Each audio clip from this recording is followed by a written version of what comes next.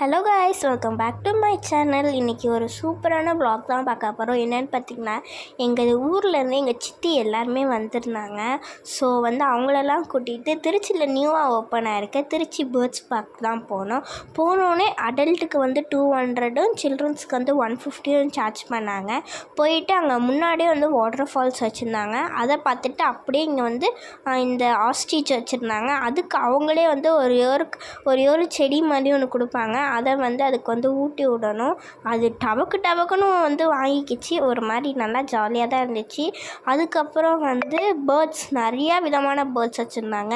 இது ஒன்று நான் சொல்லணுன்னா ரொம்ப நேரமாகும். ஏன்னா இது எல்லாமே எக்ஸாட்டிக்ஸ் பேர்ட்ஸ்னால ஒன்று சூப்பராக இருந்துச்சு. இதெல்லாம் பார்த்திங்கன்னா மூக்கில் மூளை இருக்குது.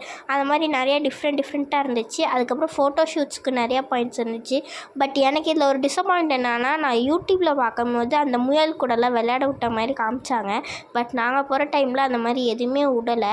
ஸோ அது கொஞ்சம் ஃபீலிங்ஸாக இருந்துச்சு. அதுக்கப்புறம் நிறைய கோழி வகைகள் சூப்பராக இருந்துச்சு. ஃபோட்டோ ஷூட்ஸ்க்கெலாம் நல்லாவே இருந்துச்சு. கோழிலாம் கொஞ்சம் டிஃப்ரெண்ட்டாக இருந்துச்சு. நிறையா டக்ஸ் வச்சுருந்தாங்க. அதுக்கு ரெடி பண்ணி இதெல்லாம் சேல்ஸுக்கு டக்ஸ் சேல்ஸுக்கு வச்சுருந்தாங்க. அதுக்கப்புறம் அங்கேயே ஒரு அக்வேரியம் மாதிரி வச்சுருந்தாங்க. நிறைய ஃபிஷ்ஷஸ் வச்சு ரெடி பண்ணி வச்சுருந்தாங்க. நீங்கள் யாரெல்லாம் திருச்சியில் இருக்க பேர்ட்ஸ் பார்க் போயிட்டீங்கன்னு கீழே கமெண்ட் பண்ணுங்கள். ஃபிஷ்ஷர்ஸ்லாம் பார்த்துட்ருந்தோம். அதுக்குன்னு தனியாக ஒரு ஏரியா ஃபிக்ஸ் பண்ணி அந்த ஃபிஷ்ஷர்ஸ்லாம் செட் பண்ணியிருந்தாங்க. என்னை பொறுத்த வரைக்கும் இது 200க்கு கொஞ்சம் ஒர்த்து தான்.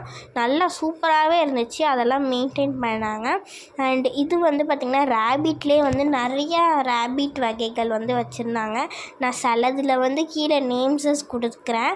அந்த போர்டையும் நான் காட்டுறேன். என்னோட சித்தி பொண்ணு ஜோஷிதா, அவள் ரொம்ப எக்ஸைட்மெண்ட் ஆகிட்டா. முயல்லாம் பார்க்கவும் முயலை கையில் கொடுப்பாங்களான்னு ஒரே இது. அதுக்கப்புறம் எனக்கு இந்த இதிலே ரொம்ப பிடிச்சது இதுதான். இந்த கோவி ஃபிஷ்ஷோ ஏதோ ஒன்று சொல்லுவாங்க, பேர் எனக்கு தெரியல. இதில் ஃபீட் பண்ணலான்னு சொன்னாங்க. அதாவது அங்கே உட்காந்துருப்பாங்க. அவங்க ஒரு 4 ஃபுட்டு மாதிரி கொடுப்பாங்க. அதை போட்டு அது எல்லாமே கொச்சன்னு ஒரு சவுண்டு ஒன்று மேக் பண்ணிச்சு. அது ரொம்ப சூப்பராக இருந்துச்சு.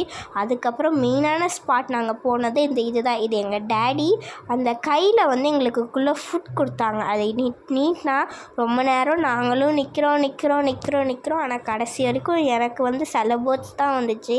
நான் எங்கள் சித்தப்பாக்கெலாம் சுத்தமாக வரவே இல்லை. பட் ஒரு பேர்ட்ஸ் வந்துச்சு. அதை நான் இதில் அட்டாச் பண்ணியிருக்கேன்.